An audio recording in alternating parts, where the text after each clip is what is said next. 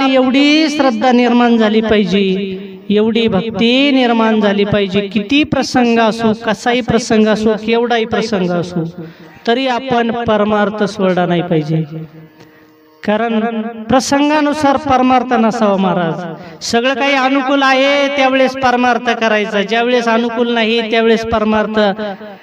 कारण सुख में सुमिरन सब कोई करे, दुख में करे ना कोई. जो दुख सुख में सुमिरन करे फिर दुःख काय को होय.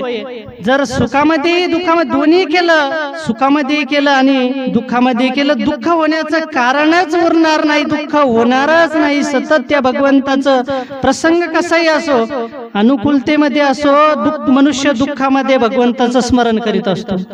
सुखामध्ये कधी कधी विसरून जातो, परंतु सुखामध्ये केल्यानंतर दुःख होणारच नाही.